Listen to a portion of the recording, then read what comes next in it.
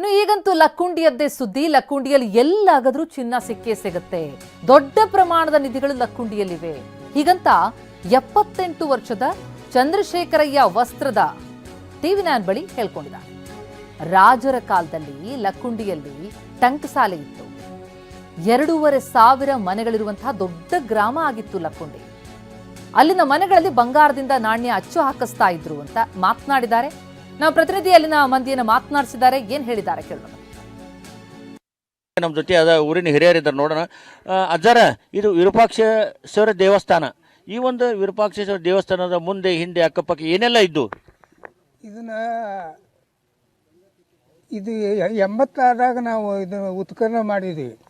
ಈ ಕಟ್ಟಿ ಹೊಸದಾಗಿ ನಿರ್ಮಾಣ ಮಾಡಿದ್ವಿ. ಅವಾಗ ನಿರ್ಮಾಣ ಕಾಲದಾಗ ಒಂದು 4 ಫೂಟು ಈ ಭೂಮಿನ ಅಗಿದ್ವಿ ನಾವು. ಈ ಗುಡಿ ಸುತ್ತರ್ದಾರೆ ಅಗದು ಹೊತ್ನಾಗ ಬುಡಕಿಲ್ಲೇ ಈ ಗುಡಿ ನೆಲ ಹಾಸಿಗೆಗೆ ಬಂತು. ಅವಾಗಲ್ಲೇ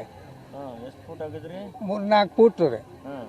ಇದು ಮೊದಲಾಗ ಒಂದು ಹಾಳ ಕಟ್ಟಿತ್ತು. ಆ ಕಟ್ಟಿ ತೆಗೆದು ಹೋಗೋದು ಅದನ್ನು ಬುಡಕಲ್ದು ಎಬ್ಬಿದ ಹೊತ್ನ್ಯಾಗ, ಯಾಕಂದ್ರೆ ಈ ಕಟ್ಟಡ ಕಟ್ಟಬೇಕಾದ್ರೆ ನಮಗೆ ಅದು ಇಮಾರತಿ ಮಾಡ್ಕೊಳೋದು ಅವಶ್ಯಕತೆ ಇತ್ತು. ಅದನ್ನು ಕಟ್ಟಿದ್ವಿ ಅವಾಗ. ನಿಧಿನೂ ಕೂಡ ಸಾಕಷ್ಟು ಅದಾವ. ಈ ಭರಮಪ್ಪನ ಕಟ್ಟಿ ಬಲ್ಲಿ ಆಗಿರ್ಬೋದು, ವೀರಭದ್ರ ದೇವಸ್ಥಾನ ಕಡೆ ಬೇರೆ ಬೇರೆ ಕಡೆ ನಿಧಿನೂ ಭಾಳ ಅದಾವ ಅಂತ ಹೇಳ್ತಾರೆ. ನಿಧಿ ಏನಾದ ಇದಾವನ್ರಿ? ನಿಧಿ ಅದಾವ ಅಂತಂದು ಈಗ ನಾ ಹೇಳೇ ಬಿಟ್ಟಿವಿ. ಈಗ ರೀ ಇಡೀ ಊರು ತುಂಬನ ನಿಧಿ ಐತಿ. ಇಡೀ ಊರು ತುಂಬನ ಸಿಗ್ತೈತಿ ಇದು. ಆಮ್ಯಾಗಿಂದ ಒಂದು ಕಾಲದಾಗ ಅದನ್ನು ವಿಚಾರ ಮಾಡ್ಕೊತ ಬಂದ್ರೆ, ಆಗಿನ ಕಾಲದಾಗ ದುಡ್ಡನ್ನು ಬಂಗಾರನ್ನು ಸಂರಕ್ಷಣೆ ಮಾಡ್ತಕ್ಕಂಥ ವ್ಯವಸ್ಥೆ ಏನೂ ಇದ್ದಿದ್ದಿಲ್ಲ. ಕಬ್ಬಿಣದ್ದು ಈಗಿನ ತತಿ ಇನ್ನೂ ಕಬ್ಬಿಣ ಇದ್ದಿದ್ದಿಲ್ಲ. ಅವಾಗ ಏನು ಮಾಡ್ತಿದ್ರು, ಭೂಮಿಯಾಗ ಹೋಗೋದು ಇಡ್ತಿದ್ರು.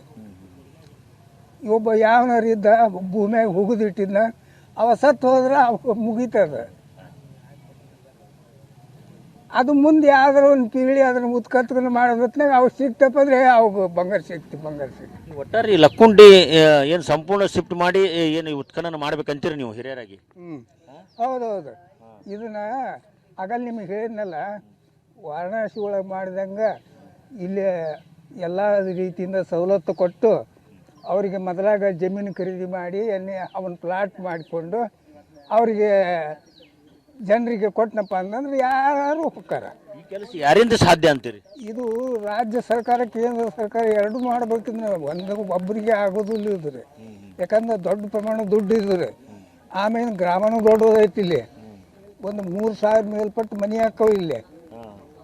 ಇಲ್ಲೇ ಊರಿನ ಒಳಭಾಗದಾಗ 2,500 ಮನೆಗಳು ಹಾಕವು. ಇಲ್ಲಿ ಇವನ್ ಶಿಫ್ಟ್ ಮಾಡೋದು ಅಷ್ಟೊಂದು ಸರಳ ಮಾತಲ್ಲ. ಈಗ ಇದಿಷ್ಟು ಲಕ್ಕುಂಡಿ ಗ್ರಾಮದ ಹಿರಿಯರ ಮಾತು. ಏನು ಲಕ್ಕುಂಡಿ ಎಲ್ಲಿ ನೋಡಿದರೂ ಅಲ್ಲಿ ದೇವಸ್ಥಾನಗಳಿದೆ ಮತ್ತು ಬಾವಿಗಳಿದೆ. ಆ ಬಾವಿಗಳ ಮೇಲೂ ಕೂಡ ಈಗ ಸಾಕಷ್ಟು ಮನೆಗಳು ಕೂಡ ನಿರ್ಮಾಣ ಆಗಿದ್ದಾವೆ. ಹೀಗಾಗಿ ಇವು ಇಡೀ ಗ್ರಾಮವೇ ಉತ್ಖನನ ಮಾಡಬೇಕು. ಉತ್ಖನನ ಮಾಡಬೇಕಾದ್ರೆ ಸುಮಾರು 4ರಿಂದ 5 ಸಾವಿರ ಕೋಟಿ ರೂಪಾಯಿ ಹಣ ಬೇಕಾಗತ್ತೆ. ಇದು ಕೇಂದ್ರ ಸರ್ಕಾರ ವಾರಣಾಸಿ ಮಾದರಿಯಲ್ಲಿ ಈ ಲಕ್ಕುಂಡಿ ಅಭಿವೃದ್ಧಿ ಮಾಡಬೇಕು ಅನ್ನೋ ಒತ್ತಾಯ ಅವರು ಈಗ ಮಾಡಿದ್ದಾರೆ. ಕ್ಯಾಮ್ರಾಮನ್ ಶಂಭು ಜೊತೆ ಸಂಜೀವ್ ಪಾಂಡ್ರೆ, ಟಿವಿ9 ಗದಗ್.